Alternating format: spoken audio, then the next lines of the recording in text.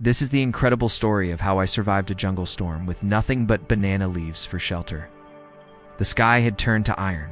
Clouds crawled across the treetops like beasts, and every bird had vanished. I wasn't near shelter. No tent, no roof, no tools. Just me, the jungle, and the rising roar of a storm no human could outrun. This wasn't survival planned, it was survival demanded. And my answer was hidden in the giant green leaves of the forest. Banana leaves.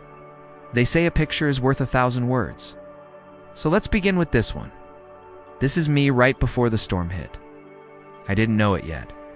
But in minutes, the jungle around me would become a roaring beast, and I had only moments to find shelter or be swept up in its fury. Now, let me tell you, I love storms. There's something powerful and freeing about them. But this one was different. This was a tropical storm, the kind that doesn't care if you're ready for it or not. It's coming full force and nothing can stop it. In the face of such raw, natural power, all we humans can do is respect, adapt, and hopefully survive. And this is where the banana leaf comes in. You see, when you live in the jungle long enough, you learn its language, you understand its rhythms, you know where to find what you need. And in that moment, as the wind started to scream through the trees, I knew exactly what I needed: banana leaves. But why? What is there about these giant leaves that make them so special? Let's start at the beginning. As the wind began to whip around me, tearing at my clothes, whipping my hair, I sprinted towards the banana grove. I wasn't sure if I'd make it, but I had to try. These weren't just any banana plants. They were giant, almost like forgotten warriors standing in silent battle formation. Their broad leaves rustling secrets in the wind. And those leaves, those leaves were my only hope. They're big, tougher than they look, and most importantly, water resistant. In the heart of the jungle, every plant has a purpose, and these leaves were designed to shield the bananas inside from the very storms that were raging outside. And in that moment, I realized I wasn't the only one who knew this. As I dashed between the trunks, I saw them, hundreds of pairs of eyes watching me from the shadows. Monkeys, they were everywhere, perched on branches, staring intently. In the wild, nothing is free. Every action has a reaction. And when I entered their space, they wanted to know why. But I didn't have time to explain. I had to act. With bare hands, I tore 5 large leaves. Their central ribs were sturdy, like natural spines. I quickly layered them, overlapping them to create a crude roof. Using vines, I tied 2 leaves above as a cover for my head and back. Then bent a sapling into an arch and wrapped more leaves around it, forming a cocoon against the storm's wrath. It wasn't beautiful. It was desperate, instinctive. It had to work. Then the sky opened. Rain fell like a wall, dense, unbroken, relentless. Thunder cracked open the jungle's silence. Lightning flashed, painting every tree in ghostly light. And all around me, the monkeys chattered, screaming into the wind, echoing my own terror. And then something unbelievable happened. Under those banana leaves, something unbelievable happened.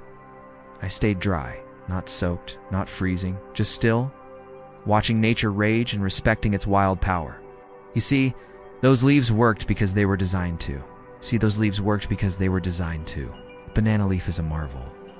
Its size and shape, combined with a waxy coating, makes it incredibly efficient at shedding water. Water rolls off them, not soaking in. That's why even in the heaviest downpour, you can walk under a banana tree and stay dry. It's nature's way of saying, don't worry, be happy. Even when the heavens cry, you'll be just fine. But it gets better. Those sturdy ribs that I used as a backbone for my shelter, they're not just tough, they're flexible. They bend with the wind, swaying but never breaking. It's like the banana plant knows it lives in a world where storms happen and it prepares accordingly. As I sat there, listening to the rhythm of the rain, I realized I wasn't just surviving, I was learning. I was learning from a plant that has perfected the art of bending without breaking. I was learning to adapt, to use what nature provides, to build, to create, to survive. And then, just as suddenly as it began, the storm moved on. The rain softened to drips, the wind hushed, and the sun peeked through the clouds. When I finally crawled out of my leafy shelter, the world smelled clean, washed alive. The air was sweet, the leaves glistened, and the sky was a brilliant blue. And there it was behind me, my shelter. Proof that when you listen to the forest, it answers. No metal, no plastic, no human invention, just the intelligence of ancient plants and the will to survive. If you think that's impressive, wait till you hear this.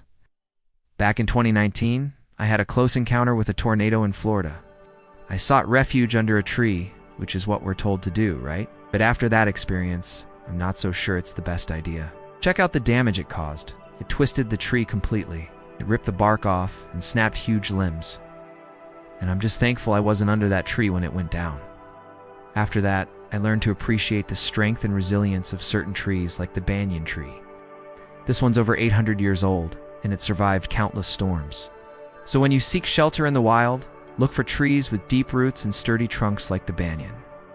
You might think a tree is a tree, but trust me, some are much safer than others. In the end, all I needed was a banana tree, a humble plant most people pass by without a second thought. Yet it was there, strong, silent, wise, waiting to teach me if I only had the eyes to see. That night changed everything. I no longer looked at banana leaves as just part of the jungle.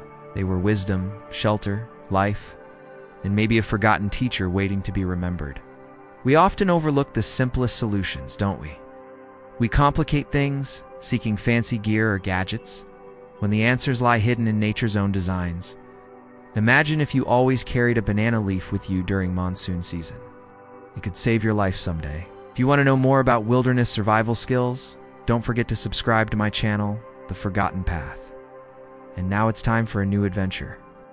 I'm deep in the Amazon rainforest on a mission to find the lost city of gold. Legend says it's hidden somewhere here. It took us weeks to find it. We trekked through thick jungle, crossed roaring rivers, and climbed sheer mountains. It felt like the lost city didn't want to be found. Then one evening, as we sat around the campfire, a local shaman revealed a secret path leading to the lost city. Only those who understood the signs of the jungle could find it. The next day, we followed the signs, footprints, broken branches, even the direction of sunlight through the leaves. Finally, we heard it, the sound of running water. Pushing through a final thicket, we gasped. There it was, the lost city of gold, nestled in a hidden valley. Ancient ruins overgrown with vines, yet still shining with gold accents. We had found it, a place where nature's embrace is so thick, it keeps secrets for centuries. This place is so sacred, some say the Incas considered it a gateway to another world. Standing among the ruins, I felt a connection to those who came before me, adventurers seeking El Dorado, the legendary city of gold. But it's not just about the gold, it's about the journey, facing challenges and respecting nature's wisdom along the way. Subscribe to my channel, The Forgotten Path, where ancient ways are not just remembered, they're lived. In the heart of Borneo, an ancient tribe holds a secret. They claim a river deep in the jungle as the source of immortality. Deep in the jungle, guided by tribal elders, we navigate treacherous waters in search of the mythical river of life. Our journey takes us through caves adorned with ancient petroglyphs, each stroke telling stories of a civilization in tune with the jungle's heartbeat. Finally, we reach the heart of the river, a pool shrouded in mist. And there amidst the emerald green we see it, a majestic white flower. The Bunga Rampai said to bloom only where life's essence flows. But our adventure doesn't end there. We venture deeper, encountering a hidden waterfall and a breathtaking vista that reveals the true source of the river. Will you follow me on this extraordinary journey? Subscribe to my channel, The Forgotten Path, where myths meet reality and adventure is always calling. Before we part ways, remember this: the world is brimming with mysteries waiting for us to uncover. All it takes is a curious mind and a spirit of adventure. Until our paths cross again, keep exploring.